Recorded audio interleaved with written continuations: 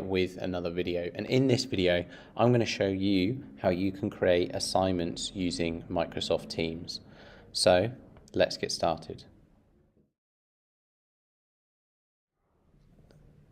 So within Teams you have the option to issue assignments to your classes. So once you have a team set up like I do here, it's not visible to students, but that's fine because I'm still editing it.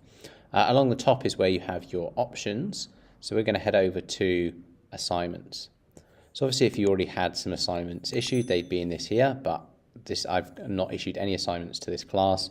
So I've just got this, why don't you create your first assignment message here.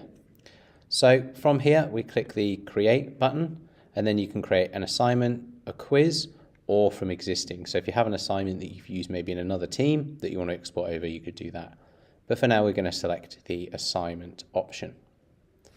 So from here, you're going to need to enter a title for your assignment. So I'll just call mine major project for now. And then you'll need to enter some instructions, okay?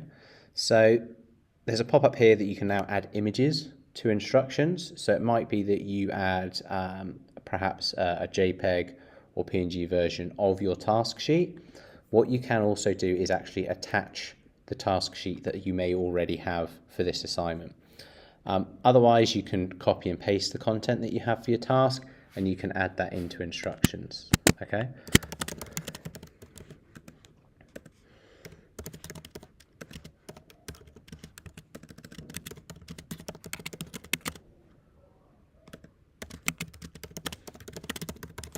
Okay, so I've just got very basic instruction there. Obviously, if I was doing this fully, I'd have a lot more instructions. And then I kind of like to just attach a task sheet because I already have them.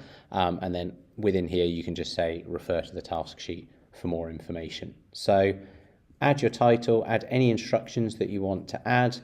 And then we have points. So this is essentially your mark. So how much are you going to mark it out of? So you can add whatever total you want. So it could be out of 10, it could be out of 100, whatever you want to put on there. From there, you can also add a rubric. Okay, so adding a rubric, you can add the title, your description, and then how many points. And then it will come up with this template. So what's your description? And then having your criteria up here. So adding a rubric again is a really useful way. It's a little time consuming, particularly maybe if you've already got one in another format. However, once it's there, it makes marking it a lot simpler. So the next option is you have assign to. So what class are you going to assign it to? So it will default to whatever team that you're in, but maybe you want to assign it to some additional students, so you can do that on there. And you can choose all students, or you could select some specific students as well. The due date. So add the date that this project is due and then the time as well.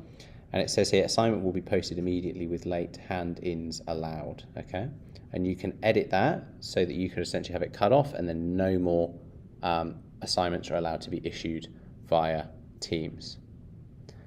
And then we come to the bottom, we have a few options here. So we have add assignment to calendars.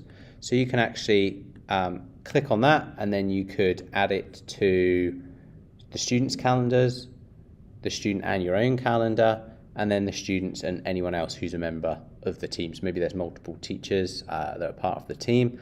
You could add it to their calendars and all the students' calendars as well. So it's a great way because reminders will pop up from their calendar. Post assignment notification to this channel general. So it will add a post to the general section saying that an assignment has been issued. You can decide whether or not you want to receive notifications for late turn-ins. And then you can also use turn it in to check the submissions as well. So once all that's done, you'll click on, you can either save it, so you could work on it, do a little bit, save it, come back, work on it another time, obviously discard, or when you're ready, click on assign. You'll see it's been added to my assigned list here in assignments. And then in a moment, there we go, in the general section, there'll be a post that will go to everyone on there, and it will say, hey, you've got a new assignment in Teams. So there you have it, a really simple, straightforward way of using the assignment section on Teams.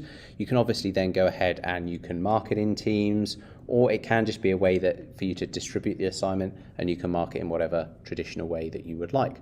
So I hope this has been useful, and I'll see you in the next video.